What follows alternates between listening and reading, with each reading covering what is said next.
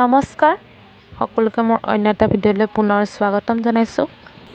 আশা কৰিছোঁ আপোনালোক সকলো ভালেই আছে, সুস্থ আছে, কুশলে আছে।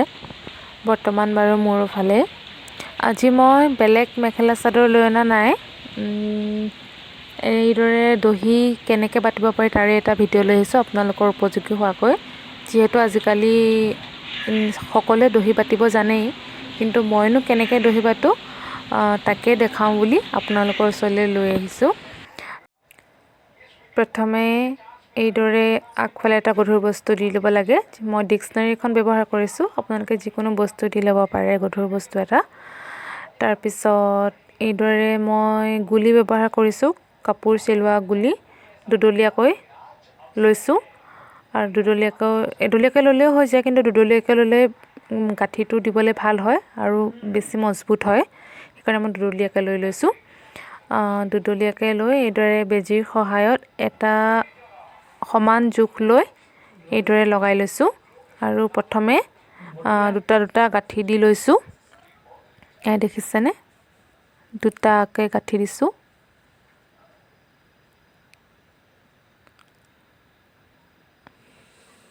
দুডলীয়াকৈ লৈ এনেদৰে দুটা গাঁঠি দি লৈছোঁ, যাতে বেছি টানকৈও দিব নালাগে, টানকৈ দিলে চাদৰখন কোচ খাই যাব, সেইবাবে এইদৰে গাঁঠি দি ল'লোঁ।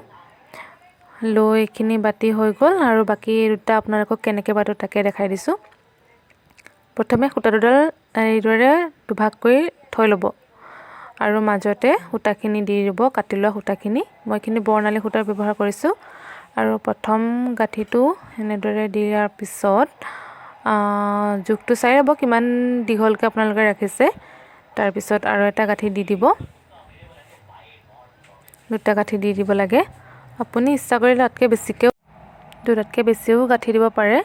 গাঁঠি দিয়াৰ পিছত এইদৰে আপোনাৰ গা ফালে সূতা, মানে যিখিনি কাটি লৈছে সূতাখিনি আনিব আৰু এইফালে সোঁফালে ৰছী দুইডাল একেলগ কৰি সোঁফালে লৈ যাব।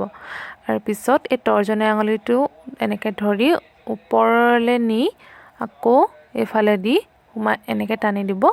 আৰু প্ৰথম গাঁঠিটো একেবাৰে গুৰিলৈ দি দিব, তেতিয়া দহিটো মজবুত হয়, ঢিলা হৈ নাথাকে।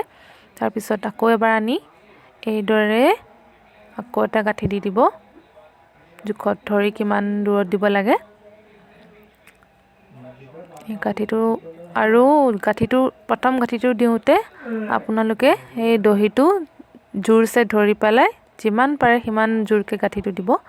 আৰু গাঁঠিটো দিয়া হোৱাৰ পিছত চাৰিডলীয়া হৈ আছিলে সূতাটো, যিহেতু তাৰে দুডাল হৈ গ'ল। আৰু শেষত ইয়াৰ পৰা এনেকৈ গাঁঠি দুটা তিনিটা যিমান পাৰে দি দিব আৰু টান হৈ থাকিব।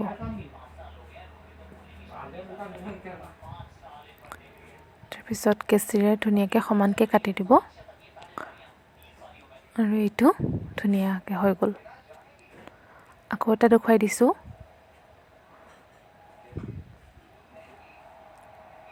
ৰছীডাল ভাগ কৰি ল'ব, এনেদৰে দি জোখমতে দি ল'ব। দি প্ৰথমে গাঁঠিকেইটা দি ল'ব, দুটা গাঁঠি দিব বা দুটাতকৈ বেছিও দিব পাৰে, খালি বেছি টানি নিদিব, টানি দিলে চাদৰখন কোচ খাই যাব।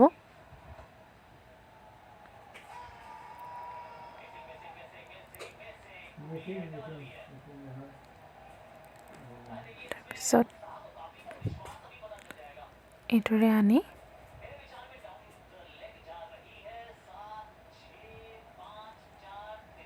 এইদৰে তৰ্জনী আঙুলিটোৱে ধৰি তাৰ ওপৰেদি আঙুলিটো তলেদি আনি এইফালে ওপৰলৈ আনি এনেকৈ গাঁঠি দি দিব।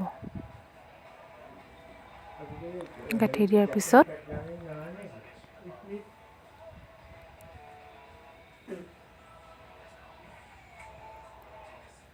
ৰছীখিনি অকল দীঘলকৈ ল'ব, তেতিয়া আপোনালোকৰ গাঁঠি দিবলৈ সুবিধা হয়।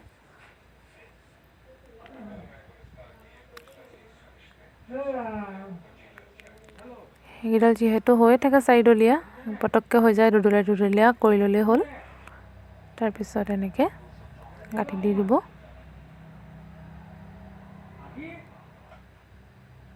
কাটি দিলে বছ হৈ গ'ল। এতিয়া এইখিনি দেখিছেনে কিমান ধুনীয়া লাগিছে দেখিবলৈ।